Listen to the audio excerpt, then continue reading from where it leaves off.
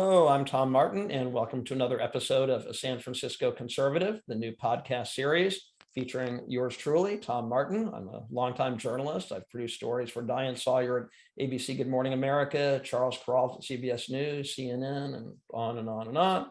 And I love asking thought-provoking questions. I love learning new things, and that is why I am here. And I am honored to be joined by our co-host of this great podcast series, David Parker from San Francisco. David is the author of Income and Wealth and a San Francisco conservative. Welcome, David. How are you? I'm fine, thank you. Good. I enjoy your new background today. I know. I usually have a team that wheels in a huge picture of the Golden Gate Bridge right behind me, but I think they're on vacation today. Good help is hard to find, but sorry about that. Yeah, global warming. Yeah, that's right. I blame it on global warming. But at any rate, it's very nice to be with you. I am in Connecticut, although I miss my beautiful photo of the Golden Gate Bridge. But it's great to be with you. And there have been a couple topics in the news recently that reminded me of your writing, and I'd love to hear your thoughts, kind of get a new take on these situations. One is, I know you've written about law and order. Again, during the Trump years, he was saying, I'm the law and order president. And then the next thing you know, the FBI agents show up at his doorstep at Mar-a-Lago. We'll see how that all works out. But I recently heard a former police commissioner from New York City say, well, there's some good news and some bad news. The good news is that murder rates are down. To look at the headlines my fellow journalists are putting out, you'd think that murder is really up. So I guess that's good news. But he said bad news is that for many other crimes, so-called victimless crimes and so on, auto theft, larceny, where people walk into a store and carry away, armloads of Gucci purses and whatever, it's up. He says that the perpetrators know the judges will not put them in jail. So why not? You have some thought-provoking ideas about law and order. What are your thoughts about all that? It's like graffiti. If someone paints a wall or a freeway where they shouldn't, you really have to cover that over right away, or else word gets out that this is a spot we can go to. And if someone commits some crime, they purposely drop a candy wrapper on the sidewalk. Prison, immediately, 1 hour, because then everyone gets the message. And when everyone gets the message, you don't have to build thousands of prisons. You don't have to lock up thousands of people. The word gets out, they're enforcing the law. Who knew? But if you do like thieves from New Jersey, let's rob in New York, because if we're caught, they're not going to tie us up because there's no room in the prisons. That person has to be tied up. I don't mean tied up, has to be put in prison. And they have to figure that out. They have to find a warehouse, or they have to find a military base, or they have to find some place to put people. That word can never get out, that we're not painting over graffiti and we're not putting criminals in prison for a little while, at least, so that everybody knows that nobody's excused. Nobody's above the law. The president's not above the law, and neither is a petty theft. Otherwise, there's no cure. There's no end to it. Mm-hmm. And what do you make of some of these protest movements saying defund the police? That's never really made sense to me, but what do you think about that? What they're really saying is, don't have the police solve social problems. Don't have them be talking to residents and coming into their house and sit down with them with their guns in their hand. Let a social worker talk to people who need social work. There's some truth to that. But when you say defund the police, that really gets your attention.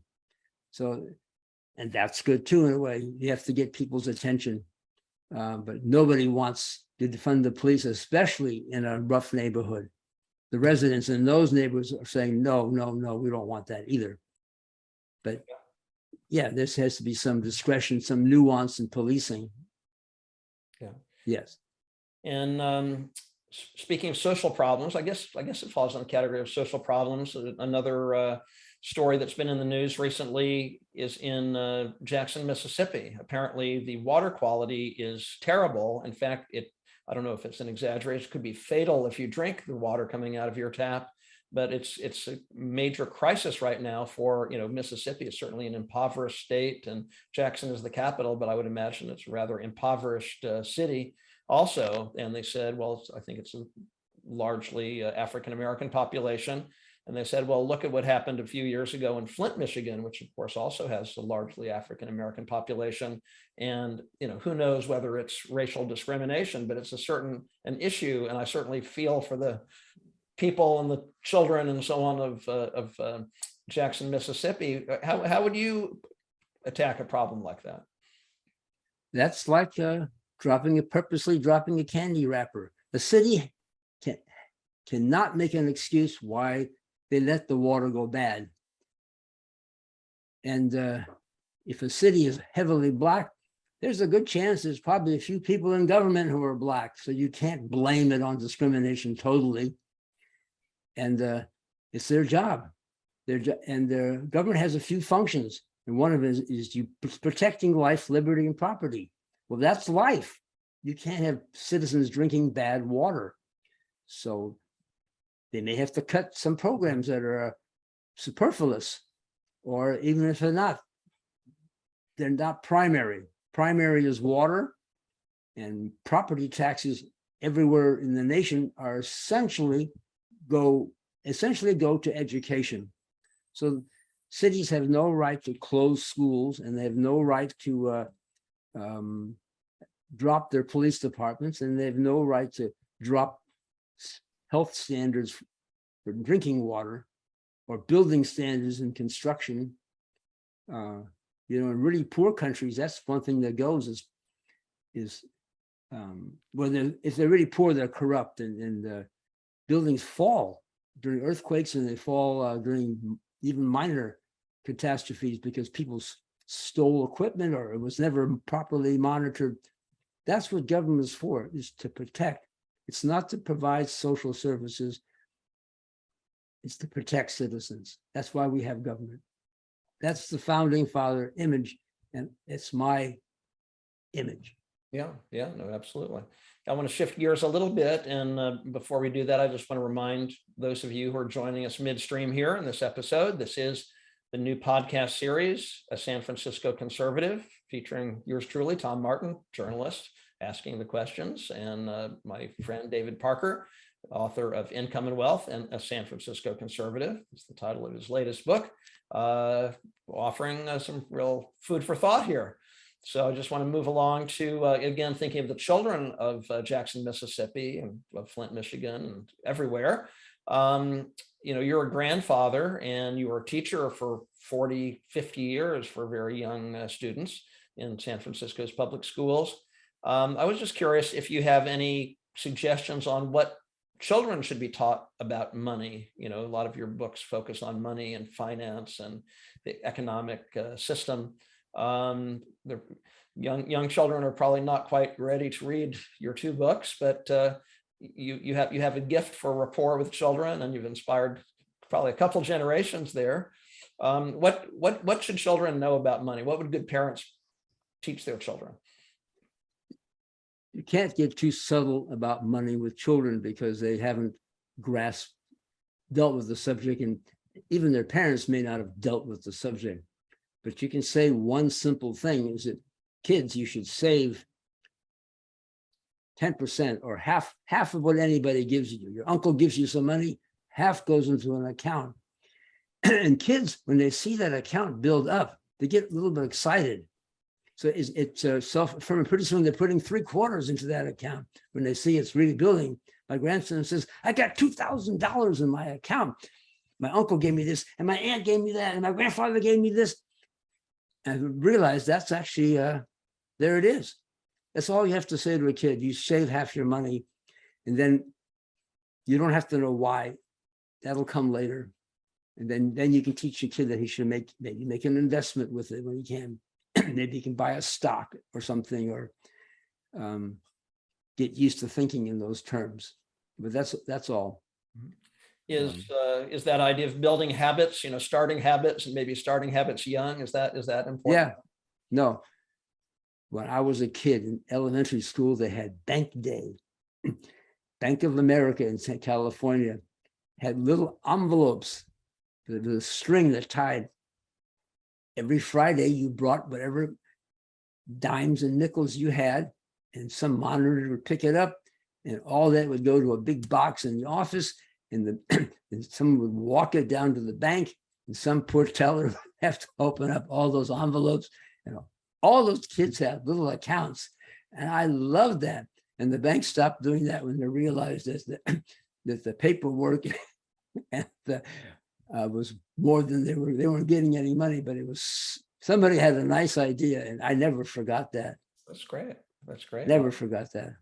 Love that. I remember. Yeah, it started a habit. It started a habit of putting aside some money. Professional investment is something else. You use other people's money. You heard that expression, but you don't tell that to a kid. It's too much. You'll discourage them. Just save. Yeah. That it can be fun, and you can just watch it, just a fun habit to start. Yeah, no, that's great. That's great. I remember, I was just wondering, you're a very successful entrepreneur and investor, and I'm sure many fellow entrepreneurs. I was just wondering if there, how to instill that spirit, whether it's taught or ingrained in our DNA or something like that. I remember back around, I guess, 1999, I was producing a series for CNN on business people. And we interviewed, I guess, one of the founders of Atari. There weren't that many video games out then. That was years ago. But apparently he had a little wagon. He'd take door to door and sell something, pencils or whatever. So he was entrepreneurial even at a very early age. And even today, in 2022, I see every once in a while see kids with a little card table and lemonade. That's never gone out of style somehow. But do you think children can be taught to be entrepreneurial, or can we encourage that spirit in children? I'm not sure, because I remember a child, when I was finally old enough to have a paper route. Man, did I go after those people. I wrote a letter to the newspaper. I grabbed the supervisor of that paper boy's route. Said, I want that paper route when that kid retires. I hustled that thing, and then I got it. And then I was delivering papers after school with a bag on, with the papers on my back, on the front knee. Got my sister to help me. And none of my friends were doing that.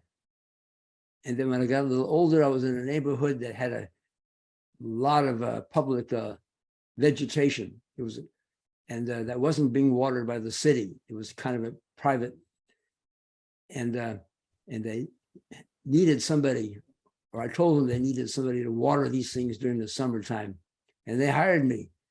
I'm out in front watering all these shrubbery and road dividers, and all my friends are joining me. They're playing ball and watching me work. It's like Huckleberry Finn. I could have, Tom Sawyer, I could have given them the hose. Here, you guys water. It's so much fun. So I was hustling from day one. Yeah, and it sounds like you still do that. You still, you enjoy looking for opportunities, right? I drive my wife nuts. I'm looking at an office building in downtown San Francisco. Don't tell her. And I can't resist it. It's vacant. Yes, I'll do something with this. Yeah. The seller is going to be surprised at the terms I'm offering, but I'm willing to and it's a small, I'll convert them into little apartments temporarily, and this hold it for 5 years and see what happens. Yeah. Maybe it'll come back. It's not a real bad location. Yeah, I can't help it. I love it. That's great. And it's with children going back to school, whatever age they may be, kindergarten, college. I have a son who's still in college. Are there certain things that you would encourage children to learn that'll benefit them later? I mean, I know we've talked about the education system in America right now, that it needs a little bit of work, or a lot of work, but with the new school season getting underway, do you have any thoughts or suggestions? I can give a very general, almost philosophic. Bill Bradley, who was a senator and he played with the Knicks, he said, get as much experience in every possible field as you can. Because when you're finding on the job, you can't really learn on the job. You better bring depth with you. So study everything. I like that when I heard that. I tend to do that. And as a school teacher, you're entitled, they don't do it so much anymore, but I did get a sabbatical 1 year, paid for it. But you have to do a little studying. You couldn't just sit there on the couch. But they said you can study anything. You don't have to study what your major was. You don't have to study what you were teaching. Just bring more depth to what you're doing. You can study anything you want.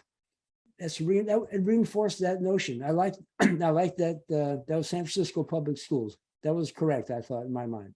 Yeah, no, that's great. That's great. And that's certainly quality that you bring to your books. I always use that expression. You're in the trenches. You're not tucked away in some scholar's office at the university or something. It makes a big difference in terms of what we read in your books. I mean, I really like that quality. Yeah.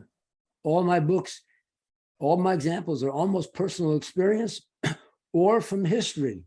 For thousands of years, what I'm saying, this is how it played out in different times. And that things aren't different today than they were in the past. We only have technology, and that really translates into be a better medical treatment. People don't die from silly things like they did in the past. That's the only difference. The thought process is the same. Other personal problems and family problems and societal problems are the same. Yeah. I like to say Aristotle, you read him, you think he's talking today. If I didn't tell you I'm reading directly from Aristotle, you would not know. He talks and like we do, and on the same subjects we're talking about. That blows me away. Amazing, amazing. And I guess I just wanted to share this as we close or hear your thoughts about this. But earlier today, I had a nice call from my son, Eric. He's 21 years old. He's started college, his last year of college down in Washington, D.C. And he interviewed recently with an investment firm there in Washington. He'd had a couple of weeks internship this summer. And so they're interested in offering him a part-time job. And I said, well, my friend David Parker recently said, based on his reading of Andrew Carnegie and so on, he said, there's really a lot to be said by starting in the mailroom. He said, well, the things they might get me to do might be kind of menial. And I said, well, you know what I've heard from my friend David Parker. So what are your thoughts about, a situation like that? If you don't start at the bottom, you don't know what you don't know. Yeah. You can't say, I don't know this, I don't know that, I don't need to know it. You can't say that. You have to know it. And you don't know how this applies, but if you start in the mailroom, you see who's getting all the mail. This person's getting all the mail, and that's not the CEO. The CFO is getting all the mail or something like that. You make some discovery, and once you made a few discoveries, get out of there and do something else. Join the custodial department of that firm. Start sweeping the hallways first thing in the morning, and you see who shows up first. It's probably not the CEO either, and it might not be who you think it is. And the person who shows up early all the time, that might be a person on his way up, and he knows something, and you start talking to him, and then you find yourself, you have an insight with somebody who appreciates that you were there in the morning like he was there, and you have maybe start a camaraderie. You don't know what you're going to find out and what opportunities are going to come. You start at the bottom. If you start in the middle, you are not going to rise to the top. Yeah, makes sense. Makes sense. Great advice. Great advice. I'll be sure to share this episode with my son, in fact. Thank you. Thank you. I think we're out of time for this time. I always enjoy our conversations. And I just want to let people know, I really encourage you to go to David's website to purchase copies of his books, Income and Wealth and a San Francisco Conservative. His website is davidparkeressays.com. and you can also purchase his books through Amazon. So thanks very Thank you. much. It was great to see you. All right, great to be here. Thank you.